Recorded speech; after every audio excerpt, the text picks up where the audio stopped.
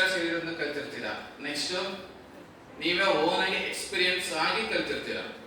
ಇನ್ನ ಸ್ವಲ್ಪ ಥಿಂಗ್ಸ್ ಏನಿರುತ್ತೆ, ಇನ್ನ ಸ್ವಲ್ಪ ಥಿಂಗ್ಸ್ ನೀವು ಸರ್ಚ್ ಮಾಡಿ ನೋಡಿರ್ತೀರಾ, ಮೇ ಬಿ ಇರಬಹುದು ಅಂತ. ಎಲ್ಲರೂ ಕೂಡ from birth to last till death ಅಂತ ನಾವು ಕಲಿತಾನೆ ಇರ್ತೀವಿ. ನೆವರ್ ಎಂಡಿಂಗ್ ಪ್ರೊಸೆಸ್ ಇದು. ಸೊ ಈ ಪ್ರೊಸೆಸ್ ನ ಏನ್ ಮಾಡ್ಬೇಕು ಅಂತ ಇದ್ರೆ ಮೆಷಿನ್ ನಲ್ಲಿ ತರಬೇಕಂತ ಡೆವಲಪ್ ಮಾಡ್ತಾ ಇದ್ದಾರೆ. ಸೊ ಯಾವ ತರ ನಮಗೆ ಅವ್ರು ಹೇಳಿದ್ರೆ ಎಮೋಷನ್ ಲೆಸ್, ನೆಕ್ಸ್ಟ್ ಯಾವುದೇ ಬಾಂಡಿಂಗ್ ಇರಲ್ಲ, ಯಾವುದೇ ರಿಲೇಶನ್ಶಿಪ್ ಇರಲ್ಲ ಅಂತ.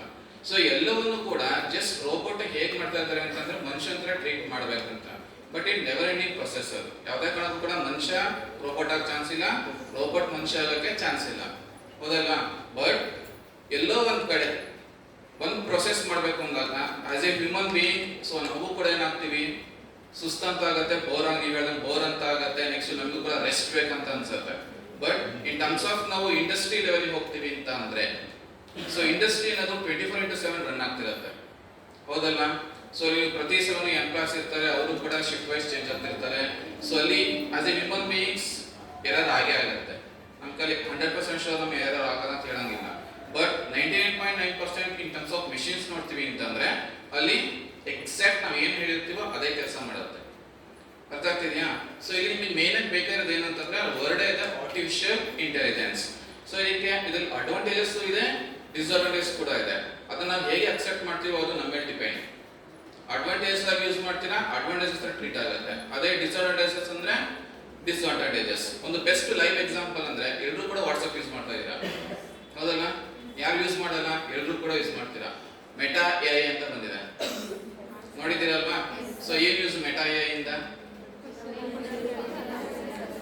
ನೀವು ಏನೇ ಟೈಪ್ ಮಾಡಿದ್ರು ಕೂಡ, ಈವನ್ ನಿಮ್ಮ ಹೆಸರು ಟೈಪ್ ಮಾಡಿದ್ರು ಕೂಡ ನಿಮ್ಮ ಬಗ್ಗೆ ಏನೋ ಒಂದು ಇನ್ಫಾರ್ಮೇಶನ್ ಕೊಡುತ್ತೆ. ABC ಅಂತ ಟೈಪ್ ಮಾಡಿ ಏನೋ ಇನ್ಫಾರ್ಮೇಶನ್ ಕೊಡುತ್ತೆ. ನೋ ಡಾಟಾ ಫಂಡ್ ಅಂತ ಎಲ್ಲೂ ಬರಲ್ಲ ನಿಮಗೆ. ಅರ್ಥ ಆಗ್ತಿದ್ಯಾ?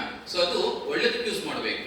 ಸಮಥಿಂಗ್ ಅನ್ನೋನ್ ಥಿಂಗ್ಸ್ ಏನಾದ್ರು ಸರ್ಚ್ ಮಾಡಬೇಕು ಅಂತ ಅಂದ್ರೆ ನೀವು ಮುಂಚೆ ಏನ್ ಮಾಡ್ತಿದ್ರು, ಗೂಗಲ್ ಹೋಗಿ ಸರ್ಚ್ ಮಾಡಿ ಎಲ್ಲ ಮಾಡ್ತಿದ್ರಿ. ಅಲ್ಲಿ ನಿಮಗೆ ನೀವೇ ರೆಡಿ ಮಾಡಬೇಕಿತ್ತು ಫುಡ್. ಈಗ ಏನಾಗಿದೆ, ಎಕ್ಸ್ಪ್ಲೇನ್ ಕಂಪ್ಯೂಟರ್ ಅಂತ ಕೊಟ್ಟರು ಸಾಕು, ಕಂಪ್ಯೂಟರ್ ಬಗ್ಗೆ ಒಂದು ಶೀಟ್ ಅಂತ ಅದೇ ನಿಮಗೆ ಯಾವ್ದು ಏನೇನು ಟಾಪಿಕ್ ಬೇಕಿಂತ ಹೇಳಿದ್ರೆ ಎಲ್ಲವೂ ಕೂಡ ನಿಮಗೆ ಏನಾಗಿದೆ, ಫುಡ್ ಪ್ರಿಪೇರ್ ಮಾಡಿ ಕೊಡೋದಷ್ಟೇ. ನೀವು ಅದನ್ನ ಅರ್ಥ ಮಾಡ್ಕೊಳ್ಳೋದ್ರಿಂದ ನಿಮ್ಗೆ ಲಾಸ್.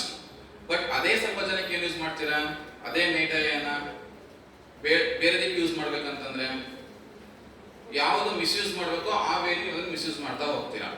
ಸೊ ನೆಕ್ಸ್ಟ್ ಇನ್ನೊಂದು ಅಡ್ವಾಂಟೇಜಸ್ ಇದೆ, ಯಾವುದು? ಆರ್ಟಿಫಿಷಿಯಲ್ ಇಂಟೆಲಿಜೆನ್ಸ್ ಚಾಟ್ GPT ಕೇಳಿದಿರೋದು. ಮೆಟಾ ಎಗಿಂತ ಬರೋಕ್ಕಿಂತ ಮುಂಚೆ ಫಸ್ಟ್ ಬಂದಿದೆ ಅದು ಚಾಟ್ GPT.